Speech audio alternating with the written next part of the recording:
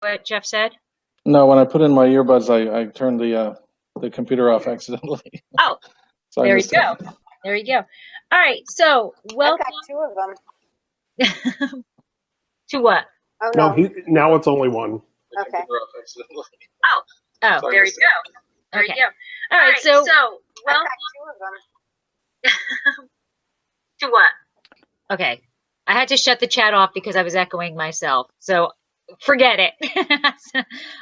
Anyway, not so much of a smooth start to the very first Wine Writers Write-Up, but thank you everybody for joining. And my concept here is just to get a whole bunch of us together and just talk about some topic of wine and obviously to all drink together. So we're going to start off with introduction of our panel. And first up is Jeff Eccles. He is a certified specialist of wine through the Society of Wine Educators. He is a blogger and the host of an award-winning podcast, We Like Drinking, that I do not miss a week of. These guys rock, and I love them. And just for you guys, smoked whale testicles. Yes. Hey, thanks for having me on. It's awesome to be here. I'm ready to drink. There we go. There we go. Next up is Rick Dean, and he is a wedding photographer by day and a wine blogger by night. He focuses on wine, food in Charleston, South Carolina, and the experiences there. And he enjoys learning about wine and sharing his perspective. Hey, everybody. I'm really happy to be here, and I started drinking a while ago so that I could be nice and ready for this. So looking forward to it. Awesome. And Nick, I think you're muted. I don't know if that's on your end or my end, but I have a little mute mic next to your name.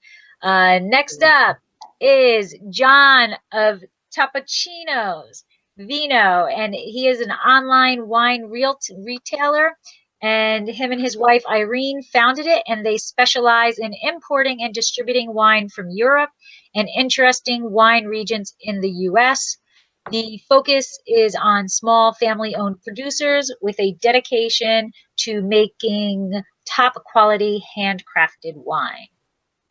Hello, hey everybody. It's actually great to put actually real faces to names. I've seen everyone's picture on Instagram, and everybody looks completely different.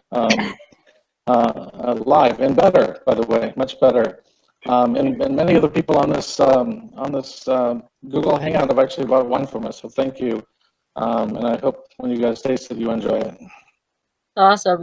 And well, I hope I look different and better since my picture is of Draco. Your snout isn't quite as long as your picture on Instagram. And I'm not quite as gray. I'm not quite exactly. Next up is my Fresno buddy Nick, and he is a marketing and brand manager for 2 wineries in the Pacific Northwest. He began his career in wine down in Argentina, where he did marketing communications for a well-known Malbec producer.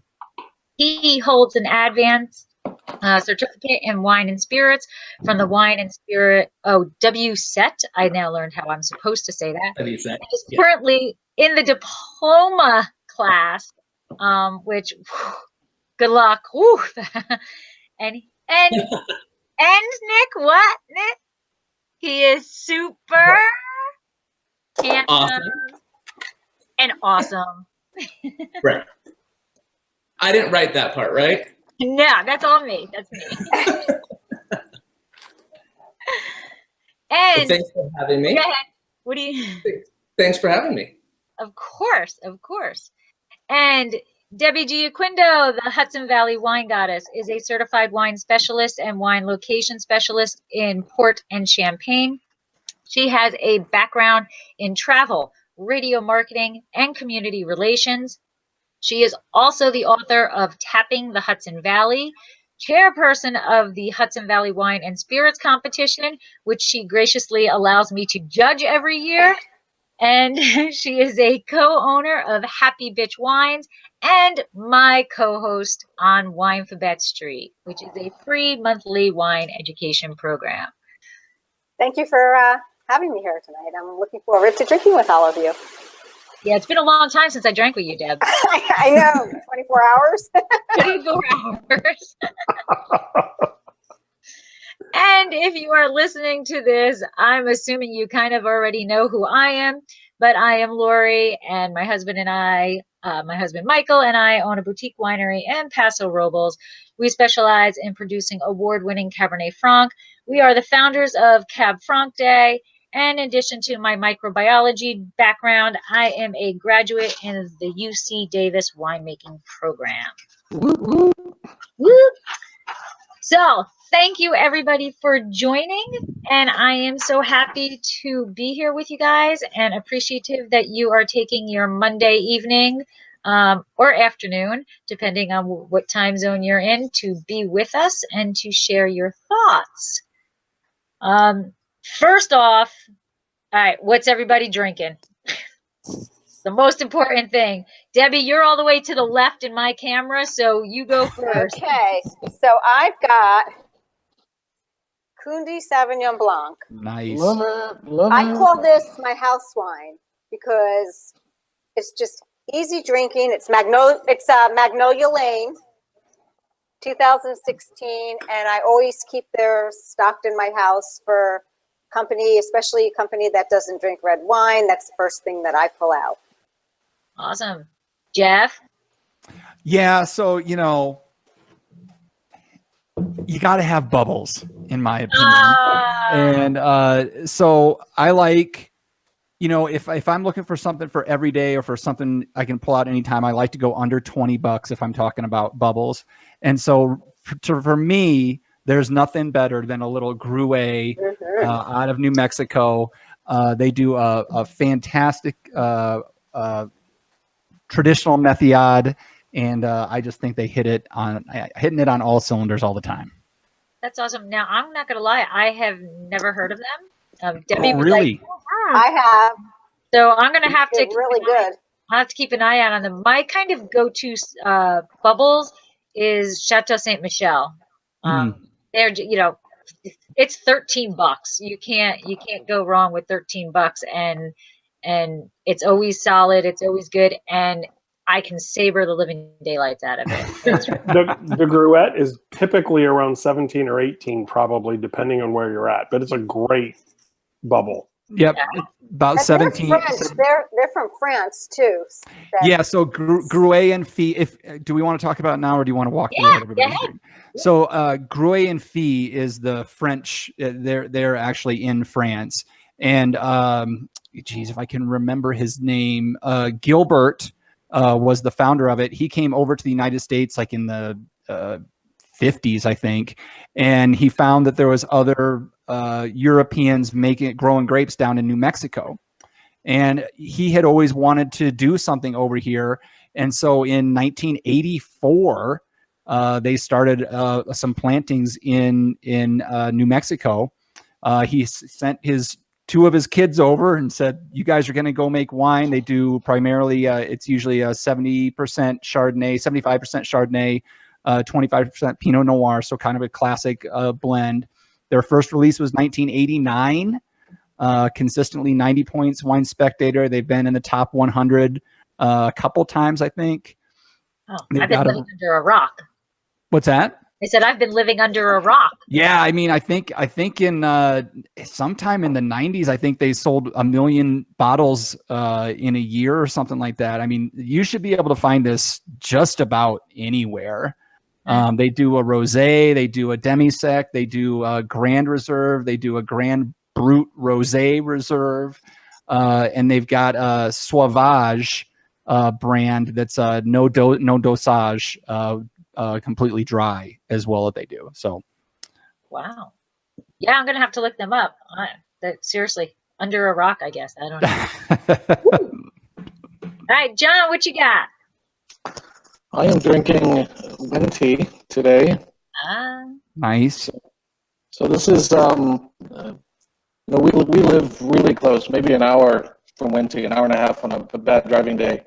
And I've never been to Livermore. I shouldn't say that. I've been to Livermore 3,000 times. I've never had wine in Livermore. So that's our next conquest. We went to Lodi for the first time a few weeks ago, and my snobby Napa Valley attitude was eroded very quickly. We met some amazing wines and winemakers there, so I want to get down to Livermore. So I pulled some Wente out of my cellar that a friend of mine had given me, and it's drinking really nicely. It's really balanced, and it's not super restrained, but it's not super Napa Cabby either. It doesn't jump out of the glass. I think it's just a great drinking Cabernet. I don't have any food with me right now, and it doesn't feel overpowering. So I'm really impressed with it, and it's, again, price-wise, it's about a third of the price of an average Napa Cab. So really impressive. Right. Yeah, they're solid. They you're getting good stuff with them. Yeah. Absolutely. Yeah. Nick? So my kind of go-to, what I always keep in my cellar would be, it's kind of like cheating. But it's Malbec Terroir. So it is their line just above their Classico. So it's about $19.99. And I keep it there, well, one, because it holds a special place in my heart, but also I love to taste people on it and see if they can guess what it is. And not a single person has ever guessed that it's Malbec. Growing up in the Valle de Uco, so really high elevation, super fresh. You're not going to get that super extracted, jammy, flabby, what people think of when they're drinking grocery store, Malbec. So it's really kind of a treat, but I stock up every time that it's available on the West Coast, which is rare. And what does that cost about? $19.99. Under $20 seems to be the hit. Mine's $14.95 or something like that. Yeah. Under 20 seems to be it. And I think it's kind of funny because Mike and I, when we first started getting into wine, like $20, we we stood there and argued with each other. Should we? Shouldn't we? Should we? Shouldn't we? Now, now we're $20. Yeah, give me whatever. I'll take 3. Why not? It's a bargain. Right. What's another 20? Yeah. Right. All right, Rick, what do you got? Well, I am drinking my go-to, which is a Guilhem. It's a French from Languedoc Rosé. This is the 2017 vintage. It just landed a few weeks ago. And because I live in the South here in Charleston, we really drink rosé 12 months out of the year. And I had the fortunate opportunity to go to this winery when I was in Languedoc a couple of years ago, and I fell in love with it. It's fresh, and it goes with every season here in Charleston. Yeah, I like areas that are rosé all year. And it's $10.99. Oh, that's a great. real bargain. $10.99, a real bargain.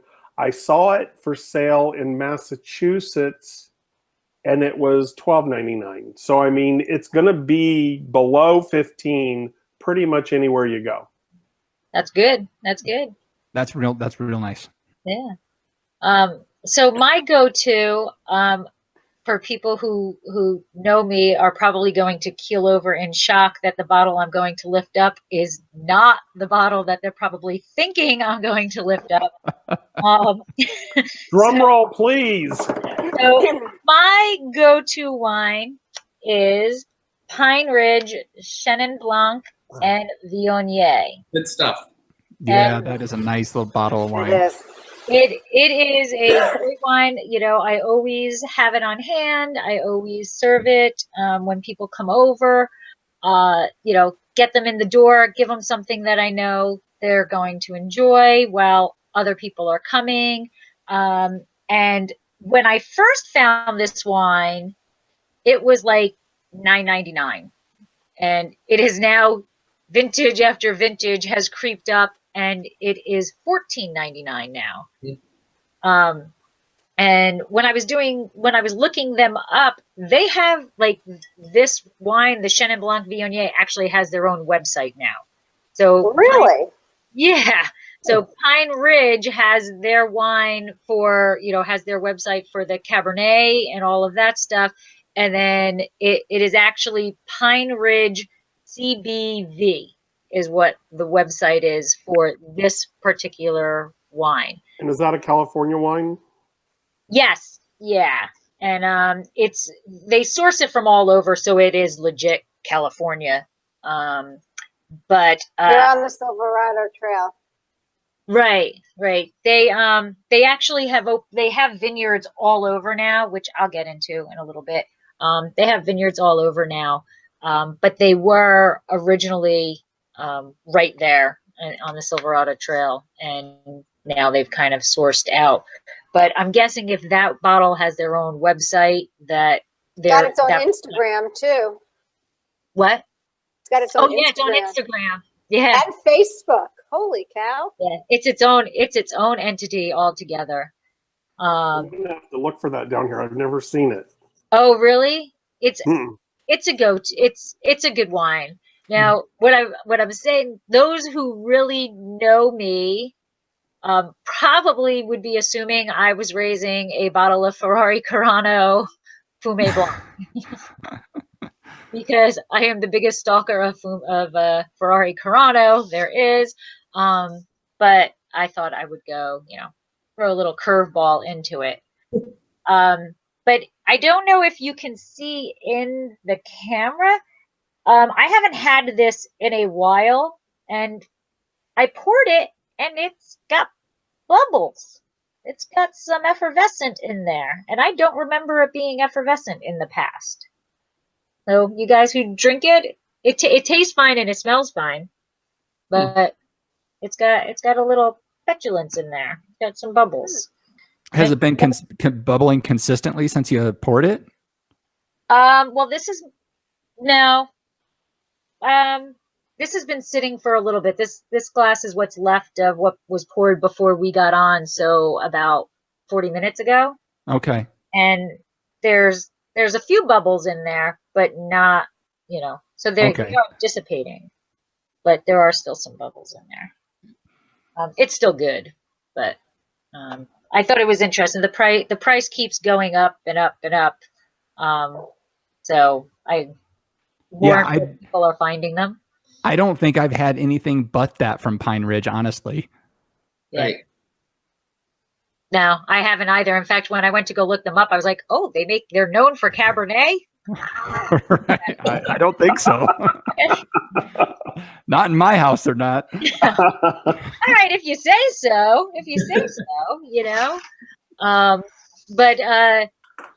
So I'll start just about them. So they actually started in 1978, and they're in the Stags Leap district.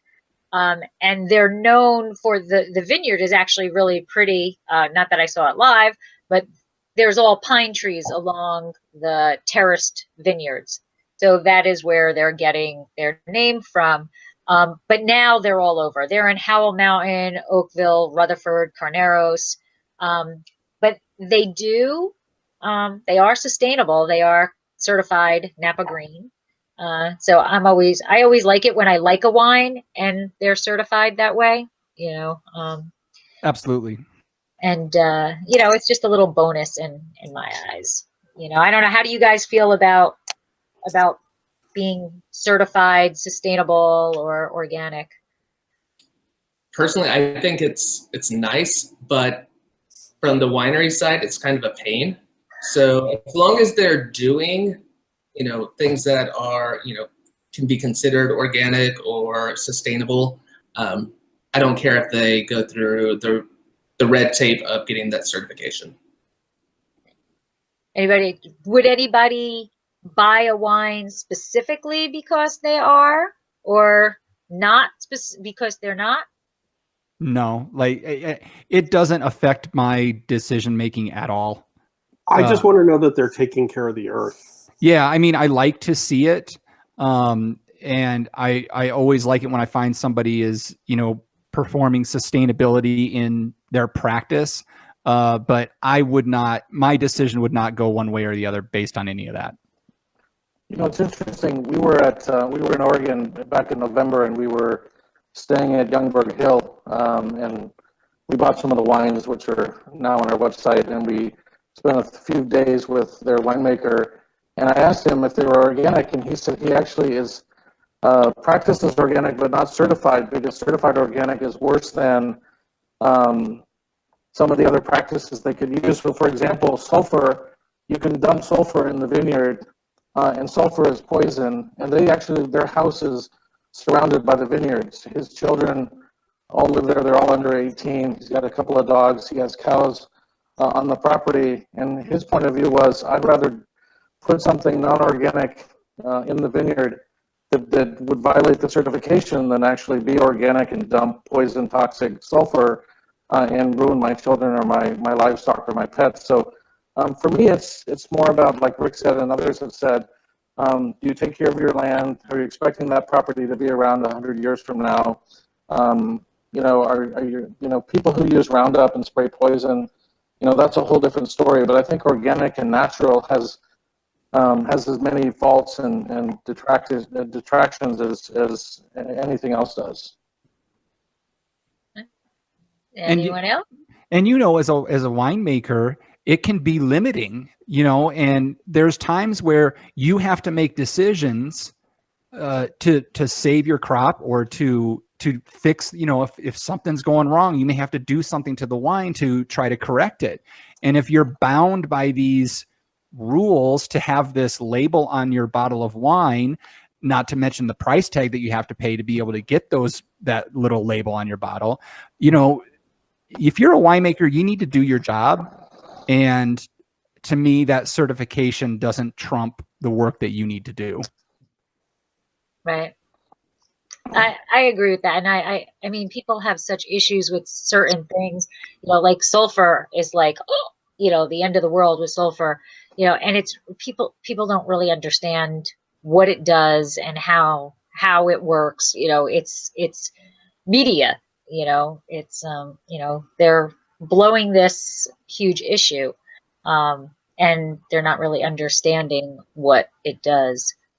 You know, but go ahead, Nick. To that point, I would agree with you, Lori. I think that it's great that Youngberg Hill doesn't use it. You know, where I work, we don't as well. But powdery mildew is a big issue in Oregon, and if you're having to deal with it, sulfur's. I mean, yes, I might not want to live right next to a vineyard sprayed with sulfur, but sulfur, technically, it's a natural chemical, and it's allowed in organic, you know, winemaking, and so.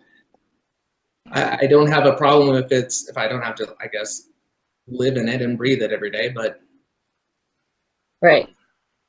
kill my cow. You know, to me, again, if you are taking care of the earth around you in a responsible way, there are, you know, we all can spend many hours, you know, looking for organic apples or organic bananas or organic wine, and sometimes it matters and sometimes it doesn't. Here, I think it's a lofty goal, and maybe it is beneficial for that particular winemaker. But if you are not taking care of your land and taking care of your, you know, your winemaker and your people, then it's going to show in the types of wines that you're producing, in my opinion, and it'll eventually come back to bite you. Okay. I agree. Deb, what do you think? Well, I think, you know, you have to do what you have to do to put out a good product. I don't think, you know, the whole biodynamics and sustainability, I think you need that, because I think just because you're growing something, whether it's grapes, potatoes, I mean, you have to put back into the earth what you're taking out too. So you really have to respect it. Do I go out of my way? Does it bother me if someone is or isn't? Not really. You know, I have to like it. I prefer somebody that I know is taking care of the environment. There's, I mean, so many people in years past coming up to where we are now have not. So we are paying for that in many different ways, where we have to start taking care of the environment, to leave it to the next, generations thereafter. So if you liked your bottle of wine, whatever, but for them to go organic or sustainable, they upped it $1 because it's probably not going to be up to that much. Would you pay that $1 for that? Absolutely. Absolutely. Absolutely. So, Jeff, I think just because somebody is sustainable and biodynamic doesn't mean their cost of producing a product is less expensive than somebody else's. No, in fact, it's really not. The production, when you're certified like that, probably is much more. Well, I'm not sure how much because we're not. I'm not sure how much. So I'm throwing out your wine. Additional it is. Oh, well, I'm not buying your stuff anymore. And God, Mike would go ballistic on me because I am a tree hugger. I mean, I am a tree hugger. But it's, there's just certain things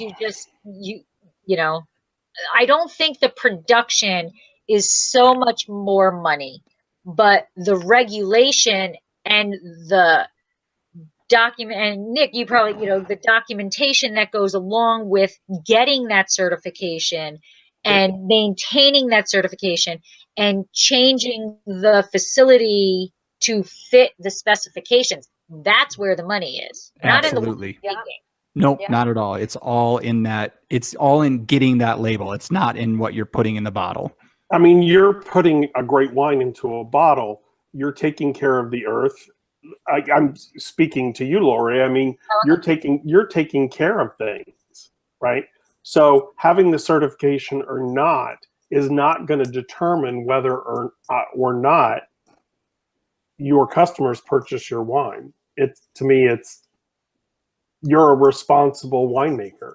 So that's what's important. Right. And we try, we do everything we can. And, we do as much as you can, but there's no way I would ever see myself going through that rigmarole. There's enough red tape and paperwork and everything for everything else, to do that. But I get how a lot of wineries want to do it so that they stand out from others. But that was why I was asking that question is you've got, this Merlot and this Merlot, they both got, 92 in Wine Spectator. This one is, organic certified and bio, certified, and this is not. Same price, everything. Do you pick this one because everything else is equivalent, but they're I pick both, and I would do a comparison. I pick the one that tastes better. Right. Yeah. And just because they're both 92s doesn't mean I'm going to like either one of them. That's another good. See, that's a good question for a write-up right there for exactly. Writers Roundup. There is. I will tell you, at one of the wine stores that I go to frequently here in Charleston, this was many, many years ago. We walked in, and the owner of this store knows her customers, and I walked up to a bottle of wine that I'm going to out myself here and say, I liked the label. Okay. Nothing wrong with that. I know. I liked the label. I picked up the bottle of wine, and the wine store owner saw it, and she said, is that for you or is that for Gary? And I said, it's for me. And she said, then put it back. You will hate it. And I said, yeah, but I read about it and it got this huge score. She goes, I'm telling you, put it back because you're going to hate it. Or buy it for Gary and then taste it and you'll see that I was right. And she was absolutely right. I hated the wine. It was not my palate type. It was not my preferences. It was everything about a wine that I typically didn't like at that point in time in my life. And it had this outrageous score that didn't mean anything to me. Right. I get it. I get it. So let's go back to what initially I was thinking in terms of what your wine is. Debbie, do you want to talk about the winery a bit? You got any info on them? Sure. Let me pour myself some first. Absolutely. Can't talk about it with an empty glass. I know. So Wait, you actually, haven't poured any yet? To begin with. this is my third glass. Oh, no. Okay. I'm sure Debbie has emptied the glass. Yes. I'm like, I'm doing this really wrong if that's what we're supposed to be doing. I came home, had a glass. I'm going to have to go back for another bottle here in a minute. This is my third. So Kundi was, I'll tell you how I got introduced to it, was a winery. Went out to California for a friend of mine's wedding. We went to her house. We got off the plane, went to her house. She packed us with a picnic basket and sent us on our way. And she said, you have to go to Kundi. So it was Paul and I go up to Snow, but we go to Kundi. And we really liked it. And obviously they're Sauvignon Blanc. So it was just one of those wines that grew on us. And I just love it. And people that come, that's our house, our house white, I guess I would say. So Kundi's been around for a really long time. I don't know if any of you have been up there to Kundi. Yeah, it's right by, I hate to say, it's right by where the fires were. That doesn't really narrow it down. Yeah, that's true. That's a pretty big swath. They have an awesome cave. Really, really cool cave. But Louis Kundi immigrated here from Germany, and he purchased what was called the Wildwood Vineyards Ranch, and it's on red volcanic soil, and it was actually first planted in 1879 by John Drummond, who imported cuttings from Chateau Margaux and Lafite Rothschild. So as life gone on, when he passed away, it was taken over by his sons, and then a couple of his sons were drafted.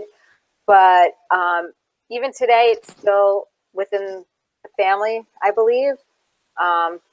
Fifth or sixth generation, they have, let me see how much they have. I think 1,000 acres parcel. And within their whole parcel that's around their vineyard or around, the tasting room, whatever area, they all have different microclimates within it. So it's kind of really cool. They're bonded winery number 202. Anything else? Which means what? That means that they were the 200 and second winery bonded in California. Okay. I mean, they have a great, I don't know if you did the mountaintop tasting, but they have a tasting at 1,800 feet with these sick views of Sonoma Valley. They usually pour a couple of whites and the rest reds, and they take you on a very long tour in sort of a weird Jeep type vehicle, and it's a real blast. It's about $50, but just a lot of fun on a beautiful summer day. It's so cool up there, both cool, like fun cool, but it's also weather temperature cool. Yeah, just a blast. Yeah, all those different micro or macro climates. I get them confused within the whole vineyard and everything, which really makes it pretty unique. So. Huh? Right, and they have good red wines too. Totally. I mean, their whole portfolio is pretty good. Jeff, do you have more on this wine that I've never heard of, that apparently I'm the only one on the face of the earth who hasn't? Not a lot. They've got facilities in Santa Fe and Albuquerque, New Mexico. A beautiful, lots of green apple, lots of minerality, just a beautiful nose. I just really enjoy this bottle of bubbles. I have to honestly say, I don't think I would I don't. My brain doesn't go to New Mexico for grapes. I mean, I know it's there, but I don't really. Not in the forefront of my brain. You don't think of it as a Pinot Noir safe haven. I think when you're there, I don't know exactly how it works, because I agree. You think of New Mexico as more of like, the Arizona desert, but it may have something to do with altitude, or just with how they grow their grapes. I don't know what kind of, canopy management they use, and it's also bubbles. So, they're able to blend. Then it sits on lees for, generally with these are 2 years on lees before they're going to be releasing them, so there's some work that the winemaker can do to get it right. But he found the conditions he wanted in New Mexico. And, I've had Vivac out of New Mexico. They do some fantastic wines. I've had other wines from New Mexico, and there are some really good wines coming out of New Mexico. Well, and keep in mind that in New Mexico, you've got some really, skiable mountains. I mean, so they've got the mountains and they've got the desert. So somewhere in between all of that, you're going to have this opportunity to grow grapes. Yeah, there's good altitude out there that they can use with. And, when you're looking at that kind of environment as well, you're talking huge potential diurnal shifts that are going to allow that sugar to come up during the daytime, but then that sugar is going to plummet and that acidity is going to rocket up at night. So you've got some play there with the grapes and what they're going to be able to do and how they're going to be able to struggle and what they can produce. And because it's New Mexico, you're going to get it at $17 or $18.99. Exactly. $30.99 because it's coming from California. Yeah, Jim, did you have you had a New Mexico winery, people? Yeah, Vivac. Like drinking, right? Yeah, Vivac winery. We had them on. Michelle. They had some. Oh my God, they had some fantastic wines that we were drinking on the show. They shared it with us for everybody on the show, and just some beautiful stuff that they're producing there. I was really surprised by it because it was a lot of reds. I can't even remember the name of it. There was a grape that I had never even heard of before, something out of Italy that they'd found grew really well in their environment. But they're talking a much higher elevation than what most of us are used to. I think over 6,000 feet possibly, as far as what they're growing grapes in. Wow. Oh wow. Holy cow. Now I'm gonna have to go look it up because I'm probably about to get an email. Yeah. Oh, they are on live chat. Mm-hmm. No. Yeah. So John, what do you got for us? What winery info you got for us? Well, first, I have to say I have a microphone envy from Jeff. That is a. Well, you got to be careful what you ask for because that microphone attacks. So. Yes, it does. Yes, it does. But anyway, impressive, I will say. So, just to put things into perspective, I think, so we talked about Bonded Winery 208 or 288 or whatever it was. So Wente 202. 202. Wente is like 860, and they were bonded in 1883. So Buena Vista, the first winery in California, bonded in 1857. Goodlock Bundschuh was bonded in 1858. They were number 2. So whenever Kunde came along, there were 2, whatever you said, 208. And then we have 8-something Wente. So Wente claims to be the longest operating, never closed family winery in the United States. So they didn't close for Prohibition. They weren't destroyed by phylloxera in the 1800s. So they've been making wine for a very long time. Most of that wine was bulk wine, sold to companies like Gallo and so forth in the early days. They made a little bit of their own wine. And I think it's really in the last 30 years where they have started producing wines, significant amounts of wine on their own label. Still, if you look at their impressive list of employees, it's Wenti everywhere. I mean, just like it is at Kunde, just like it is at, which I think mostly it's the Bunshus, not the Gunlocks that are running around at Gunlock Bunshu. But they've managed to keep the family in the winery operation. So I think they're on a 4th generation winemaker right now. So really impressive winery. I think we were talking about prices. I don't buy a lot of $20 wine because I live in Napa. When we first moved here, we were drinking a lot of Spanish wine because that's what I grew up on, and $20 is a really decent Spanish wine. We had so much sticker shock the first 2 years. We went places and, you know, a really average cab might be 80 or 90 and 100. But after a while, 2 years later, we were like, oh, that cab's $70. I wonder what's wrong with it.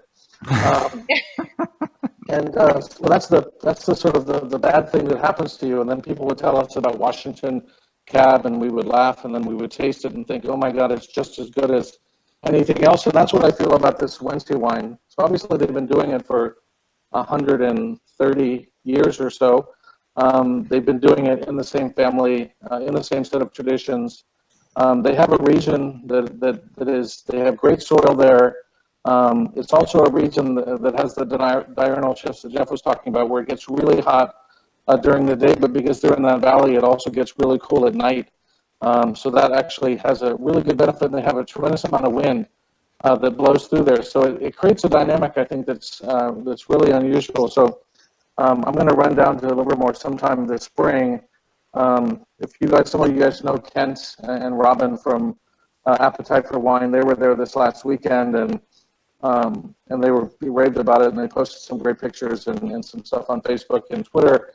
I've got to get down there because the wine is really high quality, but it looks like the tasting experiences are what Napa used to be maybe 25, 30 years ago, where it's relatively inexpensive, but really open, where you get to meet the winemaker. And those are the kind of experiences we really like. I've been to Wednesday. Yeah. I went to a concert there. Cool. Who'd you see? Yeah, right. So Who did I see? I saw REO Speedwagon, and then me and REO Speedwagon, the band members, went and tasted in the tasting room. You were tasting with the REO Speedwagon. I was tasting with, yes, Kevin Cronin and Dave and nice. Okay, I'm reaching out to touch you. I don't think that's how the internet works. Right? Well, whatever. I have pictures. I have to dig them up. Yeah, we all have pictures. It's just what we're using them for. So my brain automatically goes right to Friends because it's on TV all the time, and I can do every episode of it. But that just made me think of the episode where they went to go see Hootie and the Blowfish, right? And they're like, "Is that a hickey? Who did that? That would be the work of a blowfish." Would that be? No, the tour Was manager. Paul with you? No. My girlfriend's from California. I was with. It was one of I was going to say, speaking of Hootie and the Blowfish, do any of you know which member of Hootie and the Blowfish is part owner in a winery? Darius Rucker?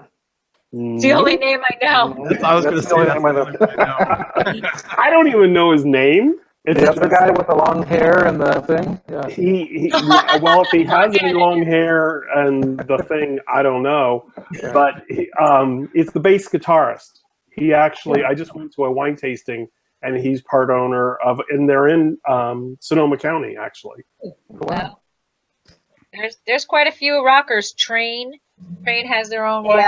Yeah. And I saw Train and Hootie together, and sat next to sat next to Darius's mother. Oh, there you go. Yeah, I think it's the lead singer from Tool has a winery down in Arizona. Yeah. And there's a lot of them. You know, they've got that money, and I was just gonna say, you got to do something with the money, buy a winery. Yeah. So I got to bring it back because I got to see if you guys know it. So the Vivac winery I was talking about before. So Aglianico, theirs is spectacular. But then the one I'd never heard of or had before was a Refosco. I don't know if you guys have heard of that grape before, but I had never heard of it. I just had it. Did you really? Who was making it that you had it? Mathiasen. Oh, really? Okay. Yeah. Dan, him and I, college together. Yeah. Nice. So that was the first one I'd ever had, and it was, of all the wines we tried that night, the Refusco was by far my favorite. It's such an interesting wine. Nick, you're studying now, so you know that one? You know, I have not tried one before. No. Yeah. My brain is like ready to explode right now. So stop naming like grape varietal. Like, Aw. I feel bad for you. I really. When's your test, You sent me that piece of paper, and I'm like, nope, I'm done. Nope, we're done. right? And you're going for level 3, is that right? What are you going for? Diploma. Oh, diploma. Oh my word. Yeah. Hey, I don't know if you guys saw that. You guys know that Amber and Dave from formerly Napa Food and Vine, now Wine Travel Eats, they're in London, and they just took the WSET 1, and their description of the exam is, I feel like I wouldn't even need to study for it and go in and pass it. It's like the questions like, which of these is a red grape varietal? It's like Sauvignon Blanc, Albarino, something, and Cab. Yeah. Fosco. Yes. Watch that. When I take it, that'll be on the exam. It'll be something like that. Yeah. And you're gonna go, I didn't even know that was a grape. Oh. All right, Nick. What about your guy? Your special wine? All right. So again, Altos Las Hormigas. They hold a very so well. Oh, thank you.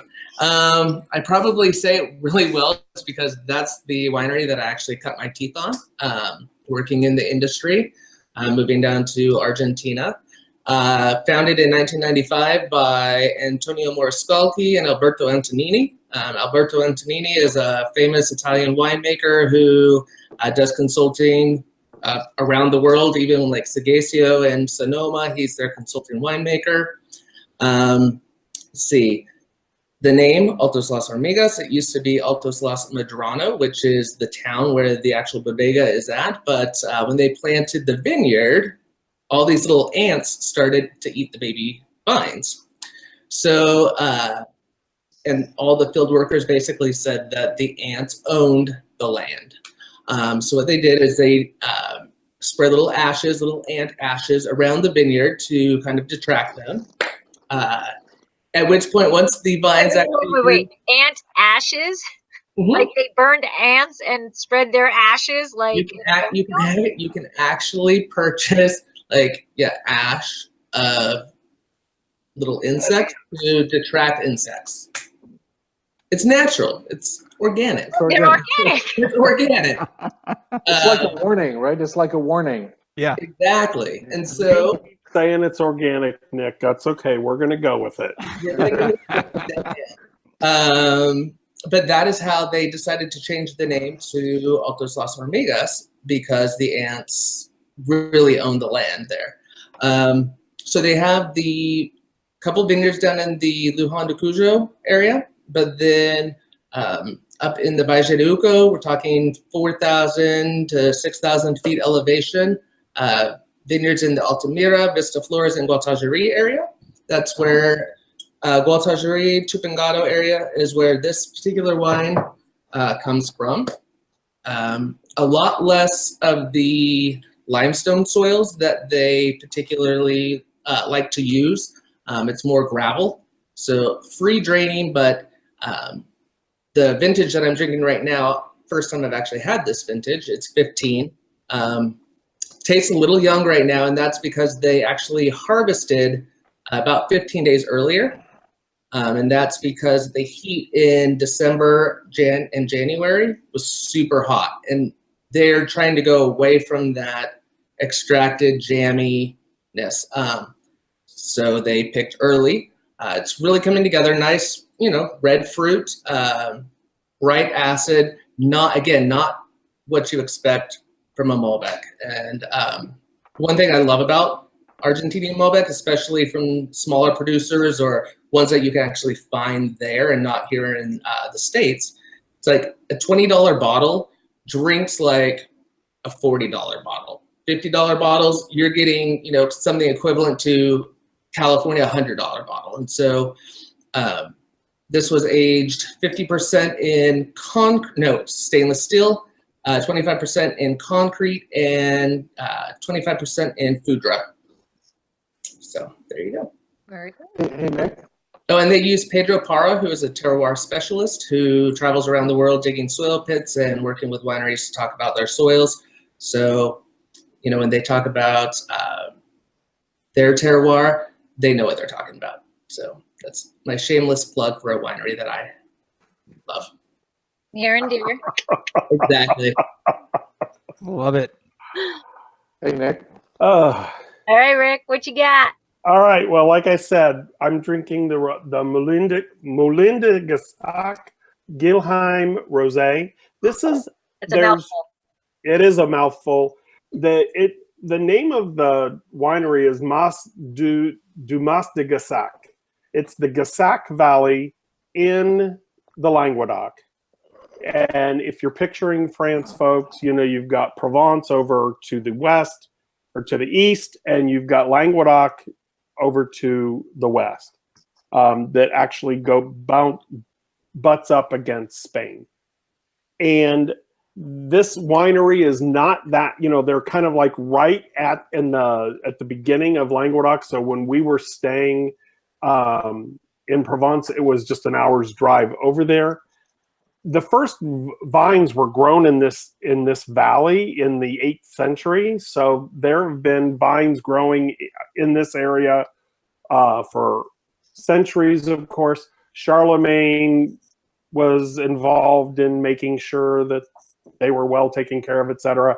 But we're going to fast forward from the 8th century all the way up to the 1970s when Ami Ibert, or Gilbert, Ibert in French and Gilbert in English, bought the land. He and his wife bought the land. They were looking to slow life down. He was a leather tanner, bought the land, and fortunately for him, had a friend who was a geologist, a well-known geologist in France, and he came and studied the soil and said, "You have to buy this farm, and you have to plant grapes because this soil has property, you know, it's glacial properties that they wish they had in Bordeaux, making some of the best, you know, Grand Cru Bordeaux's in France." And so they bought the farm and immediately started planting grapes. They brought in some grapes, some varietals from Bordeaux, and they make excellent, excellent wine. But the thing about this particular wine that we like so much is it's classic French rosé. It's crisp. It's 50% Syrah, 50% Carignan, which is not the typical provincial rosé. But this, I mean, it's bright. It's got flavors of strawberries and melon and Asian pear, and it just works all year long for us. But it's hot here all year long, pretty much.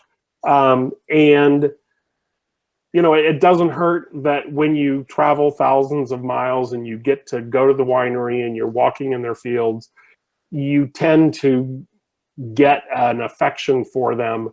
And at a $10.99 price point, it's something that is very easy to just have in your cellar and drink it throughout the year.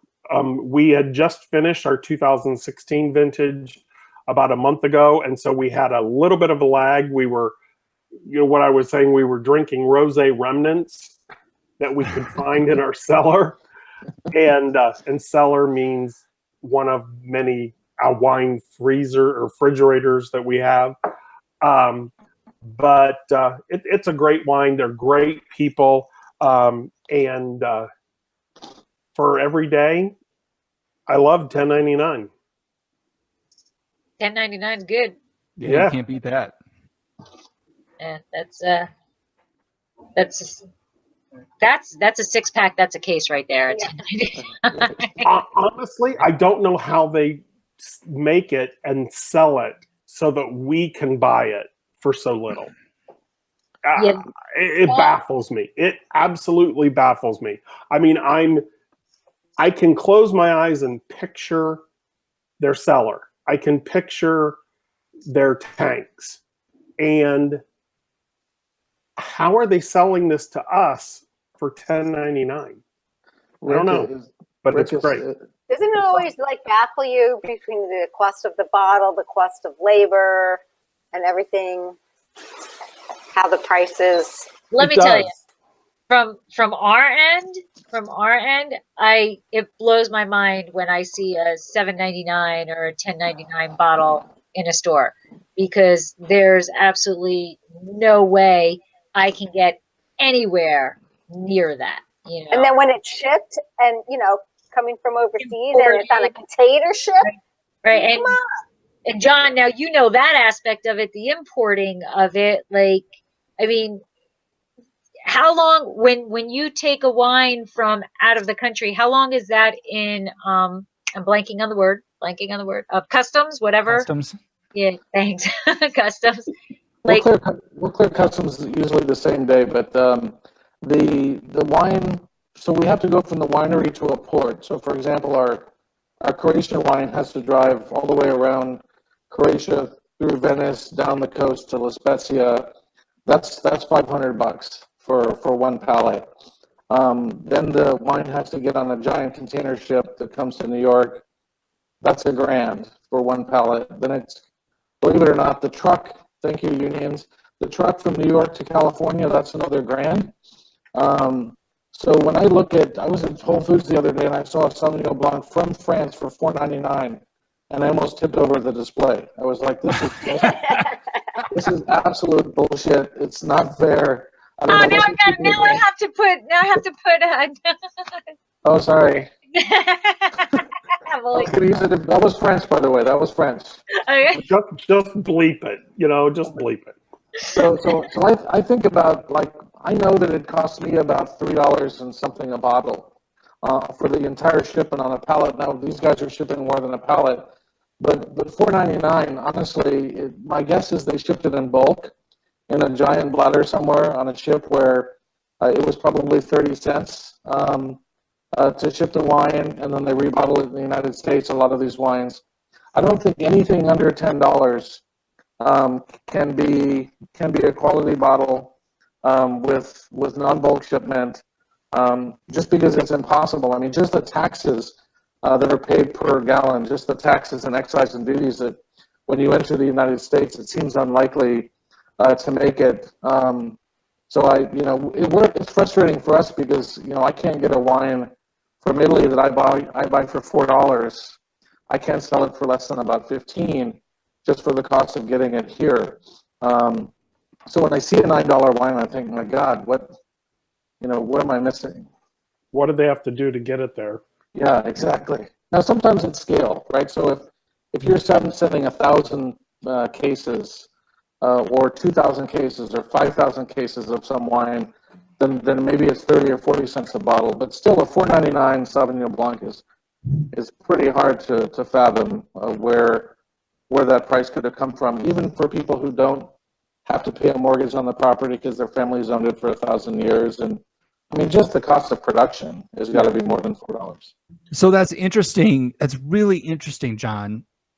So Rick, on your wine, does it say anything about if it was bottled, on location, or does it have any kind of information about where it was bottled? It was bottled in France. Yeah, It was. Okay. Yeah, it was absolutely bottled in France. I mean, we were in their facility, which is, in an old mill. It's astonishing to me that it can be sold for so little. I mean, And 1099 used to be, if you go look back in my wine life, there was a time when 799 was, oh, I'm not paying any more than that. And then it was 1099. Well, now it's, it's whatever I want. And it's not because I, am rich. It's because I value what's in the bottle. And this, I know that if I'm looking at a $4.99 Sauv Blanc, I don't care where it's from, or a, $6.99 grocery store wine, I'm just not going to buy it. But thankfully, in my case, this particular wine, it's like I understand its entire provenance from vineyard to my home.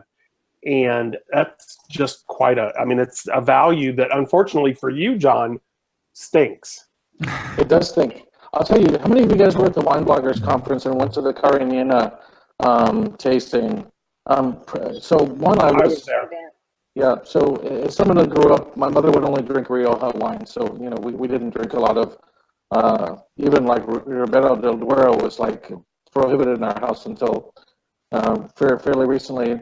And so when I tasted the Carignana wine, I was thinking this isn't going to be able to hold up. But I'll tell you, the relative quality of the Garnacha and the Carignana, the 100-year wine, which retails in the U.S. for like $25, all the way down to the entry-level wine, which is $9. I'll tell you what, I'm in love with Garnacha right now, and $9 is pretty damn good. And there wasn't a wine in that tasting, and there was, I think, 6 wines we tasted that I wouldn't have on a Tuesday night or Monday night or Wednesday night. They're not all Saturday night or Friday night wines, but they're eminently drinkable, and I think the cheapest one of them goes for $9.99, which means that it was probably purchased at the winery for $1 a bottle.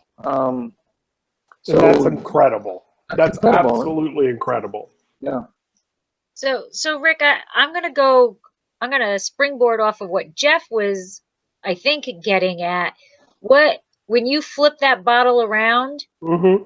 what does it say? Does it say cellared and bottled by, produced and bottled by?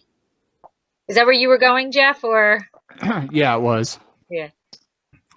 Because I know they may bottle on premise, but for what they ship to the U.S., they may bulk ship it and then it gets bottled here. Right. It says bottled in France. It's in French. It's saying it in French, and I know enough French to know what the word bottle is. But it was bottled in France. So that just means that it costs about $1 a bottle, maybe $1.50 a bottle for the importer who paid for it at that level, and then paid for the shipping, and then put their big fat margin on it, and selling it for $10.99. It's amazing, by the way. I envy it. I don't poke holes at it. I just think it's amazing, and there's some level of power of scale.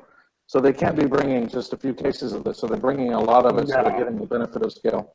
Yeah, that's actually, I mean, to that point, John, the wine shop that I buy from, when she purchases the wine every year, she's buying a pallet just for her store. Just for her store. Wow. So how many other stores are buying a pallet just for their store in the States? So they might have half that container ship. Exactly. I mean, I know that when I was up on the Cape and I walked into this wine store and the entire front end cap was all this wine.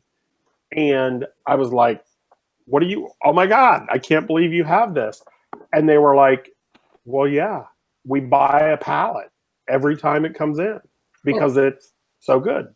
Well, and it's flint glass, it's screw cap, so the cogs on it are going to be a lot less than anything else. Great point. True. Great point. I will say the one of our producers in Croatia, they make 1 barrel of wine every year, which is, as you guys know, about 25 cases. So we have an annual negotiation now where we negotiate how many bottles we're going to get, not how many pallets or cases, because they can't even fill up a half a pallet. So none of our producers produce enough wine And because they're mostly small family producers, if they get wiped out one year, the weather sucks a different year, something else happens with mold or mildew or shatter or something, you know, they'll say, hey, last year I know I gave you 50 cases, but this year I've only got 10. So we're kind of dancing around, filling up pallets sometimes with, I've got literally, I'll have 6 bottles of something and then 60 bottles of something and 150 bottles of something else. And the only reason we've been able to survive, I think, some months is that we have the U.S. production where I can just drive up to Oregon with my big SUV and pack in my Vidon and my Youngberg and my Ghost Hill and my Sass and the other wines and bring them down here myself. And I don't have to worry about that really big long trip, you know, from Europe that takes almost a month. I can be up and back in 48 hours.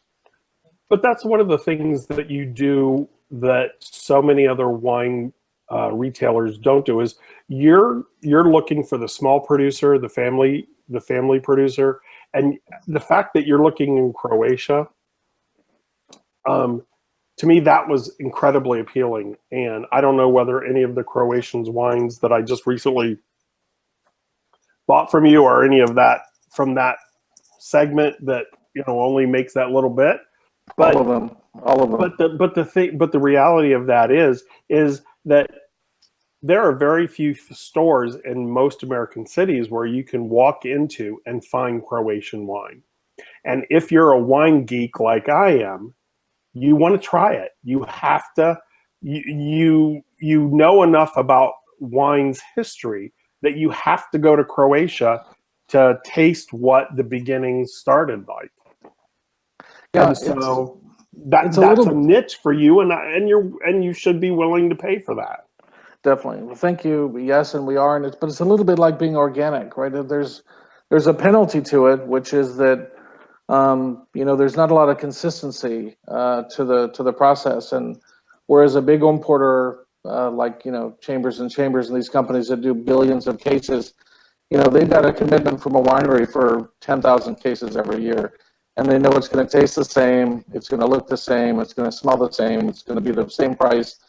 And so that's the easier route, but we actually don't like that, and so we're glutton for punishment. And we just thought we really want to bring wines from people who can't actually access the market. So anyway, it's been a blast. Wait till we bring the Herzegovina wines. That'll make the Croatian wines look mainstream. There we go. Now we're talking. For that, I cannot wait. I have to taste the ones I got from you. I still haven't had a chance to taste them yet. Yeah. I have mine on a calendar of when I'm allowed to open the first bottle. I'll tell you. I just might have to Corvan it before I go to that Croatian tasting in the city. It's Yeah, such a, like we a, and I are going to a Croatian tasting on the 26th. oh yeah, you're going to so yes, there could be some great people there. You guys know Exotic Wine Travel, right? And, Matthew and Shireen that wrote that book, Cracking Croatia, Cracking Croatian Wine. They're going to be, they'll be there, and then Cliff Rames, who's the editor of Somm Journal, who's also a big expert on Croatian wine, will also be there. So I think you guys will really enjoy that. I couldn't make it out there because I have 2 trips to New York coming up in the late spring, so I had to prioritize which one I could go to. But that should be a blast. That's awesome. I'm looking forward to it. I unfortunately can't be there till like the very tail end because, you know, got that day job that actually pays the bills. But I'm heading. I'll be there for like the last hour and a half of it. Oh, great. So at least I'll get to taste. So I'm just. Is everybody ready for a riddle? Sure, go for it. You ready for a riddle? I'm curious. Where's your Riddler costume? Oh, that one. Next cut. That will be this mascot. Right? I've got Elmo for Wine from Bet Street. You know. All right. So here we go. Ready? It says, "I can be quick and then I'm deadly. I am a rock, shell, and bone medley. If I was made into a man, I'd make people dream. I gather in millions by ocean, sea, and stream." Sand. Who said that? John did, I think. John. And Nick. I think Nick and I are tied. Yeah. Yes, sand. Sand. All right. Good job, John. All right. Makes you I feel- would give you haven't drank the full bottle yet. give you both a visual sign of what I feel right now for the fact that you guessed it so soon, but I don't want Lori to have to up the ratings Explicit. on this. But know that I'm sending you my thrilling hand gestures. 2 hands, I would guess, right? Yes, one for each of you. Do it like this. Do it like this. This. Yeah, there you go. There you go. You know what? Frances Robinson may be an MW, but let's see if she would get that answer correct. Right? There you go. So what I was thinking is, you know, like you always have to play a game. There's always got to be a game. So I was thinking the riddle, and if you guys are willing to come back on, you know, whatever you guys can, I want to, you know, how Sunday Night Football always has, or Monday Night Football has the running tally of, you know, which announcers have won what. So that's what I thought I would do. But if you guys are willing Sure, to why not? come back to another episode, I got to get to So are you giving 50%. both So John yeah. and Nick, they both get a point, I'm they will assuming? both get a point. They will both get a point for this one because I that was pretty much. Well, I'm not good at riddles, so I'll always I'm have a gonna- 0. Yeah, I'm going to suck at this, but I'm here and I'm ready to go. Well, maybe we should be a team. I don't know what's going to help. That might be good. That might be good. I don't think I'm going to help much. Sand. Sam, that is the answer from now on. I'm in Colorado. Yeah, what do you know for sand? So, Yeah. so Jeff, you're always really good at coming up with your quote, your movie quote, and your, you know, grape hop or pop that somewhat correlates to the people who come. Maybe I'll start being more, you know, as opposed to just Googling and pulling up the first riddle that I'm comes telling up. you, just Google and pull it up because after a while it gets to be so difficult. All right. So I want to thank everybody for coming. I had a blast, and I hope you guys did too. And I just want to give you guys, you know, like a minute to wrap up. You know, this is your time to, you know, promote yourselves. Let everybody else know where they can find you, what you're doing, what you're looking forward to in this next week, whatever. You know, 1 minute in the spotlight. And I'm going to go the other way this time because, you know, that's the educator on me. You can't always pick the same person to go first, you know. So Rick, that means it's you. I was afraid of that. Well, I really enjoyed being here tonight with everybody. My blog is Strong Coffee to Red Wine, and my tagline is powering through the day drinking coffee until it's acceptable to drink wine. And I don't know anybody who doesn't agree with that sentiment. I agree with that one. Yes, check Doesn't me out at live- Strong Coffee to Red Doesn't Wine. live that sentiment. You can find me on Instagram at Coffee to Red Wine, on Twitter at Coffee to Red Wine. Lori, this was a blast. Thank you so much. Thank you. Nick? So I am at Winecom Guy on Instagram, Twitter. My blog is Winecom Guy with WSET diploma right now. There's a lot of drafts, so you're not going to find a lot of posts right now.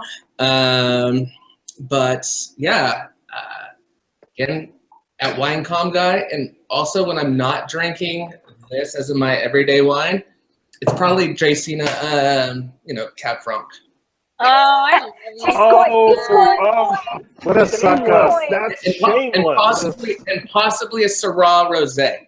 What a sucker. Possibly. Oh, shameless. Then you all wonder why I love Nick so much. Oh, that He is- just got. He's just going for points. I was gonna say he wants bonus points, and Nick, this is what I got to say to you. I'm back up here. So, Nick, our next House of Pendragon beer on me, buddy. Nice. John, what you got? Well, this really has been a blast. I actually follow all of you guys, so it's actually really cool to see everybody and talk to everybody. I'm at Double Vino on Twitter and Instagram. Our e-commerce Wine site is topachinas.com. Anyone who wants to buy wine, I'll give you a 15% discount, which is essentially most of our markup. So if you put in friends15, you'll get a discount on our wines. We just added Marcus wine from Lodi. We actually just added Acquiesce wine from Lodi. We're about to add Bokish wine from Lodi. This weekend I'll put up Sass wine, which makes some incredible Pinot Blanc and Pinot Gris from Oregon. And of course, there's the Spanish and Italian and Croatian wines that we have on the site. Just really be curious and honored if you guys would buy some, taste it, let me know what you think, and anything you don't like, I'll refund your money. That's how confident I feel in the wine that we sell. Are you talking to just us, or is this to anyone who's listening? Well, that's it. Anyone who's listening I'll stand by that offer. Okay. And I think you need to spell your website because it's such an interesting name that. Why don't you put it in the chat too? Oh yeah. That's a great idea. But for the listeners, it's not the easiest to guess as you're typing. But it You're will, right, so- you know what, John? In the homepage notes for the podcast, I will put your link in there. And if you want to give me that coupon code again, I'll put that in there if you would like. And on the bottom of the YouTube video in the comments, I will put, all of your social media, all of your websites. I'll have a link to everybody's website on my homepage. Fantastic. Thank you, guys. Jeff? Oh, you want me? Lean in, Jeff. Lean in. All right, here we go. I like sitting back and just absorbing everything that's going on. All right. Wait a minute, before you go, I gotta go, Jeff. As I've been watching you more and more, you no longer take off your glasses as often as you used to. No, they're just shot at this point. I have to actually go get some real glasses at this point. I've gotten too old and my eyes are too poor. So for those of you who don't know, there's the running joke on the We Like Drinking podcast. There it is. They count how many times he takes his glasses on and off during the podcast. And I think they've stayed on the entire time tonight. They pretty much have. There's a couple times I took it off when I didn't have to read anything, but when I was sitting back and then I could see the screen. But when I'm coming forward, I got to have them on or everybody's just 8-bit pixelated face. All right, so I'm gonna get in podcast mode here, Lori. So hold on. So join us every Friday on the We Like Drinking podcast. You can find it on your favorite podcast catcher app at We Like Drinking. You can find us on Facebook and Instagram at We Like Drinking, and on Twitter, Lori, at We Like Drinking 1. Why? Because some college punk kid 10 years ago grabbed We Like Drinking, has posted 2 times, and has never posted again. I see you, and you make me angry. We drop every Friday morning. You can find the show.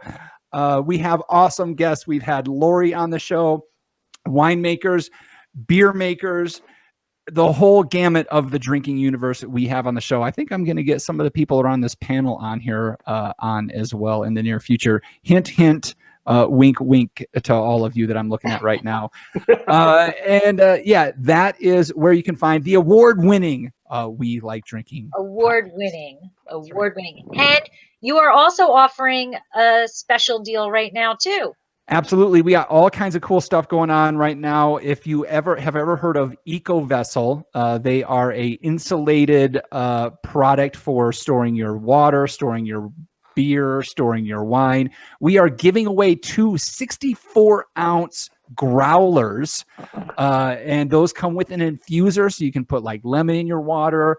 You can brew tea, you can brew coffee, you can do all kinds of stuff with that. You just have to Live review. in California, you can brew. All right, so wait a second, Jeff. I listened to that the other day when I was driving to work. Yeah. And I have a podcast player on my Samsung, so I'm not Apple, and I can't figure out how to write a review. Here's what you do. Okay, because I understand the Apple Podcast application is horrible if you don't have a Macintosh product. Here's what you do. You tweet us something that you like about the show, hashtag EcoVessel in it. I'll put you in it. Okay. All right. And just for the record, even those of us who are Apple, there are those of us that are technically challenged. And I wrote your review, but I couldn't figure out all the other rules. And so you got the review. There's no EcoVessel hashtag, whatever the heck I was supposed to do. But I love your show. And so keep it So I going. was can't wait I till love next the episode. intro of it. kept saying, so Dean, and I knew it was him. Oh, absolutely. Absolutely. You're in it to win it, and you're in it to win it. So everybody's in it to win it. So Yes. yeah, and also if you want to purchase an EcoVessel, I did. if you do, yes, you did, and I appreciate that so much. If you use WLD30, you get 30% off your first order from them, and they've got some fantastic products. So definitely check that out. You can find it all at WeLikeDrinking.com, where Or you'll never drink alone. Me and Jerry Lewis, thank you. As you can tell, I don't listen to them at all. Not at all. I got a little excited there. I'm sorry. I even was telling the photographer that's hanging her stuff at the restaurant about the wine bottle thing for the beach from the Oh. Eco. Yeah. I don't have it in here. Usually I have it in here, but it's also 750 milliliter bottle shaped like a wine bottle. Comes with a funnel. Comes with a funnel. I love that. Yeah. Comes with a Collapsible cleaner. funnel. Comes with a collapsible silicone funnel. It comes with a cleaner that you can pour a whole bottle into it. Keeps it at temperature for 36 hours. It's crazy Yeah. good. There is so much wrong with that description. I don't know. But I shouldn't be asking people to write the review for you, Jeff, because that's just lowering my chances of winning. Okay, write one for Lori as well. There you go. All right, Debbie, you are up. All right, I am the Hudson Valley Wine Goddess, and you can find me online at hudsonvalleywinegoddess.com and on Facebook, Hudson Valley Wine Goddess, and I'm HV Wine Goddess on Instagram, Twitter, and YouTube. And I really love this stuff. It's like I get off these type of programs, and it's like I don't know who I am. I'm like, where is everybody? So thank you for inviting me. And if you're looking for Tapping the Hudson Valley, if you're going to visit the Hudson Valley anytime in the near future, go to tappingthehudsonvalley.com and you can look and purchase my book. It's 1 and 3 day itineraries visiting the craft beverage producers and the sites along the way. And Yeah. since Debbie does the calendar, when is our next episode of Next Monday. It's next Monday. next Monday? Next Monday, 8 o'clock is the 19th, right? Yeah. Yeah. 12 and 7 is the 19th. Okay, so I need another snow day so I can work a little more. Are we on J? We're We on are Jay, on Jakir. Jakir, I think it's how you pronounce it. Yeah, Jakia, right? Ooh. Nick? Yes. Did I say that right? Yeah, and I was still my favorite. So everybody, You like Itada? this is Nick. This is how we got Itada. Thanks to Nick, because I had no clue what an I would be, and like, boom! After an entire day of drinking at the Wine Bloggers Conference, he blew. He's like, Itada. Yeah. You're like, I said, well, what about ice wine? I'm not doing ice I wine. know, I Okay, well, suggested that. fine, let's. Well, because actually that starts with an E. Hey, not. Come That's on. a general You're- topic. No, that's Ice- true. EISWE. Yep. Ice, sure, Mhm. ice fine. But if you're in the States, ice wine. Yeah, no. I'm not gonna lie. I've seen Either. Finger Lakes. I've seen Finger Lake labels that have it ICE. So, Yeah, that's just for the U.S. market. yes. Well, that's what. Yeah. Well, they have it in Canada too. I think that way too. Mhm. In Ontario. But just, I was so impressed after a day of drinking. Bam, just like that. And I, of course, went home and we joked because I told Debbie, "Oh, Nick came up with Itada. It's Italy." I Googled it. I'm like, Lori, it's Chile. Are you sure it's Italy? Because I Googled it. It came up Chile. Come on. Italy. All right. Sounds Well, like it should be Italy. hey, Lori, before you give your last plug, you talked about glasses with Jeff. How many of you realized that I switched glasses mid podcast? But they're the same color. No, No? Oh, these are green and these are brown. Oh, no. Oh, I only noticed. Nobody noticed. I went from these. Those are the It only is. ones I noticed. Me too. All right. So that That's could be it. a new game for us too, is how many glasses can we go through? Now you got to define glasses. That is true. That is Yeah. true. In this group, that is true. There we So- go. Anyway, I would like to thank There's- all for coming, and I am planning the next episode to be April 23rd. So if you can check into your calendars and see if that works for you. And if you guys have suggestions of what topics you want to talk about, I totally would appreciate it. And Jeff, if you can give me Google Hangout lessons, you know, let me know when you have your next snow day. okay, probably tomorrow. Okay. Yeah. Probably And tomorrow. Lori, I hate to say it, but if it wasn't, we weren't ending, I would be typing you a little chat. Okay, you're doing a John thing. We now have lots of ceiling and very little Lori. Yeah, kind of like, well, Jeff knows I bounce around a lot, so I kind of start to get down. But so anyway, thank you very much for joining, and I hope you all can come back on the 23rd. And please shoot me an email. Let me know what links you would like me to put on the homepage. If there's anything else other than your websites and your blogs or whatever that you would like. But I totally appreciate talking to you, and I had a blast. I hope you guys did too. I did So too. much fun. I did too. Cheers, everyone. All right. Absolutely. Yeah, Have a great evening. Cheers. Sláinte, have a great night, guys. Good Cheers, night. everyone. Bye. Hey.